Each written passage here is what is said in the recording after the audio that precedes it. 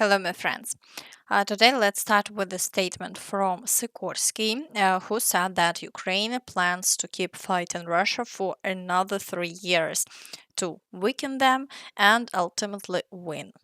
Ukraine is planning a 3-year war, and such colonial wars usually last about 10 years. I don't think Putin can hold out for another 3 years. And we're going to provide Ukraine with the means to resist for another 3 years, using frozen Russian assets. Ukraine is now producing nearly half of its drones and cruise missiles domestically. Friends, make sure to share your thoughts in the comments. Do you believe the war could last another 3 years? But the situation on the front line is no less shocking. Let's start with the Dobropillia direction. Here, the Russians are once again trying to turn the tide and are actively advancing forward. They've already managed to move closer to the city of Bilitske. They are also assaulting Nikhanorivka, Volodymyrivka, and Sofiivka. As we can see, the front has started moving again and not in our favor. And in the Pokrovsk direction, the situation remains catastrophic, despite the fact that the Ukrainian forces continue to destroy Russian troops on the outskirts of Pokrovsk. The Russians keep launching assaults.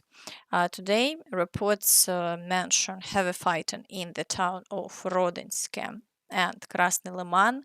The Russians are storming Myrnohrad and Pokrovsk and attempting to break through on the western flank. At the same time, it hasn't yet been officially confirmed that the Russians have captured Lysivka and Sukhy Yar, so for now we're waiting for an updated map. The toughest situation is around the village of Rivne. There, Ukrainian forces are destroying Russian troops who continue their attacks. As it appears, the Russians are trying at any cost to link to front lines and encircle Myrnohrad. As a reminder, the distance between the outer front lines here is 3 kilometers 900 meters, and that's not even counting the gray zone. Ukrainian soldiers report that near Rivne, a large number of Russian troops are being eliminated every day. Skelya is striking isolated Russian troops at the cemetery in the village of Sherbakove. Previously, no Russian presence had been recorded there.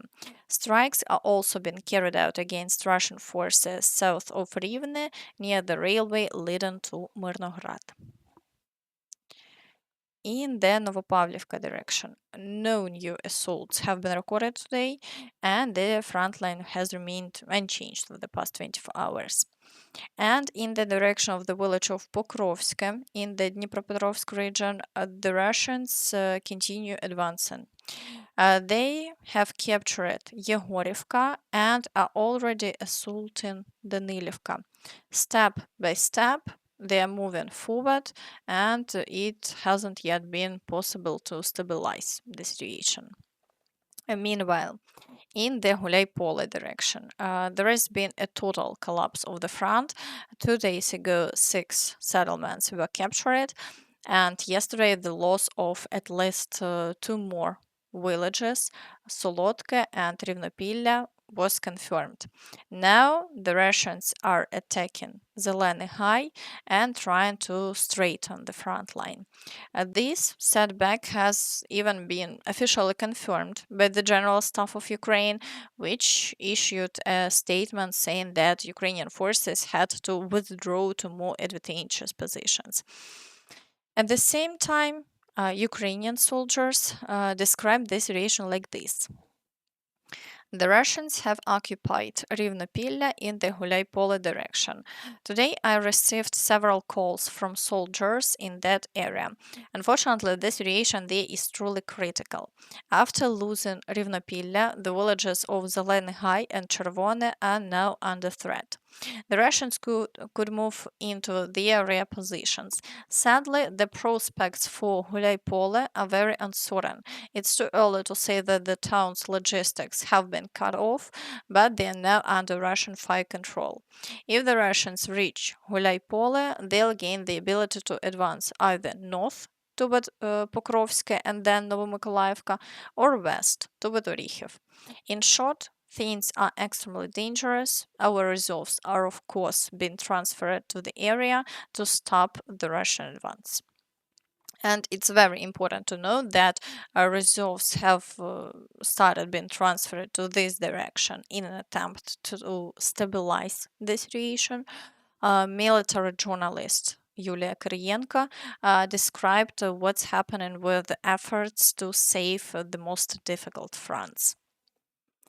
And once again, the situation is being saved by the air assault forces. Now it's in the Pokrovsk area. First, Sumy region, then Kursk region. After that, the counteroffensive near Dobropillia. Now here. Well, of course, who else? It seems like only the air assault forces are saving the world. As we can see, new resources are now being sent toward them Zaporizhzhia direction to stabilize the front. Consequently, another area may weaken again, and so one after another, the front gradually breaks in different places. This, in turn, leads to further territorial losses. Meanwhile, near Zaporizhzhia, the Russians continue to assault the town of Prymorske and are heavily shelling the entire frontline area. However, no new territorial changes have been recorded there over the past 24 hours, and the fighting continues. In the Kherson direction, the Russians continue the attempts to break through in the area of the Antonivskyi Bridge, but they've had no success and the front line hasn't changed over the past 24 hours. And now moving on to the Kostiantynivka direction. Here, the Russians keep trying to advance on the outskirts of the city. Every day, the Ukrainian forces release new videos showing how they are eliminating Russian troops, which indicates that the situation is serious. So the Russians have strong logistics and constantly move in new reserves and equipment, often used for offensive operations. They're also storming the villages of Plashiyivka and Klebanbyk, pushing toward the village of Berestok and the area of Rusinyar. The activity here is very high and the fighting continues. In the Siversk direction, the Russians are assaulting Yampil and Dronivka, attempting to break through from Serebryanka towards Siversk and in the area of Vyimka. However, they've made no progress over the past 24 hours and the front line remains unchanged.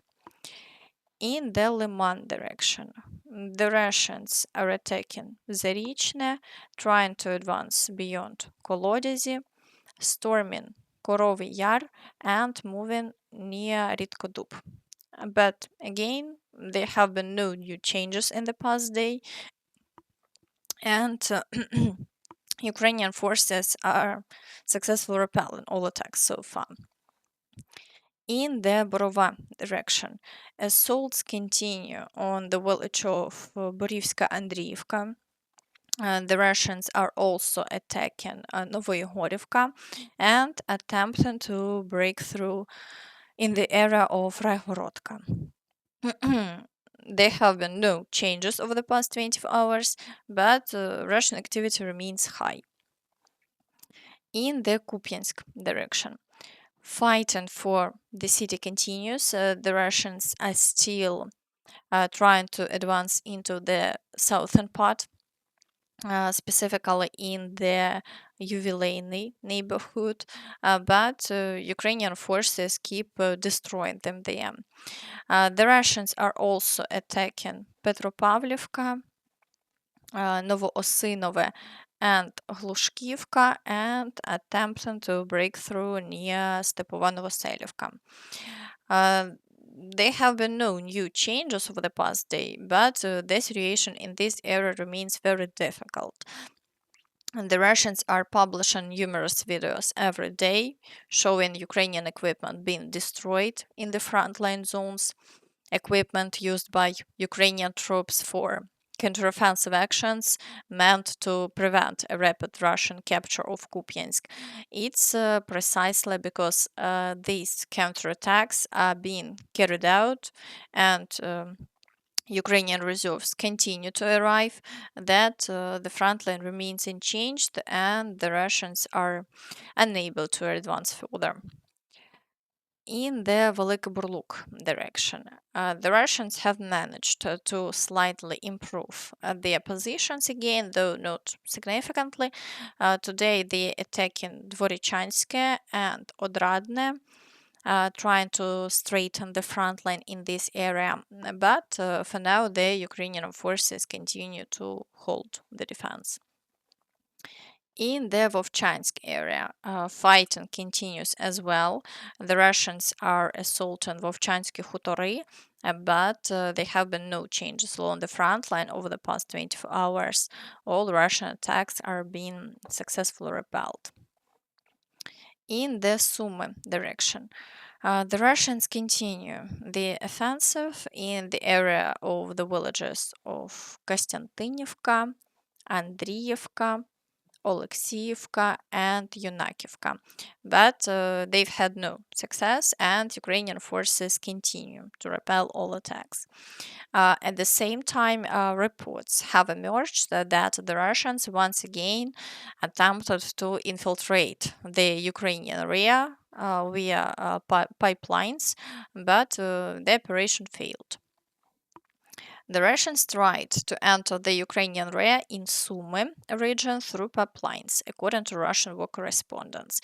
Ukrainian troops were waiting for them, half were eliminated, and the other half are trying to survive. Meanwhile, Peskov is very pleased that a corruption scandal has erupted in Ukraine and comments on it daily. The Kiev regime has many sins, and corruption is one of them. Corruption is a phenomenon that literally eats away at the Kiev regime from the inside. They steal most of the money they receive from Europeans and Americans. This is an indisputable fact. Obviously, such cases are exposed and come to light. This is just the tip of the iceberg when it comes to the Kiev regime's corruption. And it's clear Russia would be only happy if aid to Ukraine decreases as a result of this scandal. Also, Peskov, as before, says they are open to negotiations, but of course, entirely on their terms. Europeans are showing a tendency to further encourage the regime to continue the war. The Americans, apparently, are inclined to hold a pause for now. We continue our openness to the negotiation process and to continuing the negotiation process. It is impossible to conduct it alone when the Kiev regime does not want to talk about anything and does not want to answer the questions put to them. And here, against the background, Solovyov continues to call for blowing up the bridges across the Dnipro and destroying Ukraine's large cities. Ukraine across the Dnipro must be destroyed. Kyiv must be destroyed. The city must be flooded. Kharkiv must be annihilated. Mykolaiv, Odessa, Sumy wiped off the face of the earth, like Dobropilsk and other cities. At the same time, I warn you up front, they don't understand. We carry it out. Well, there's no other way. Well, unfortunately, this is not good, not bad. This is just the facts. How else can you wage war? Only this way. Only this way. As you can see, experts are already backing Solovyov and agreeing that bridges and large cities should be destroyed. All in all, friends, share your thoughts about this in the comments. And that's all from me, so please don't forget to like this video, subscribe to the channel, and hit the notification bell to stay updated on all the latest news. Thank you for watching, and see you next time. Bye bye.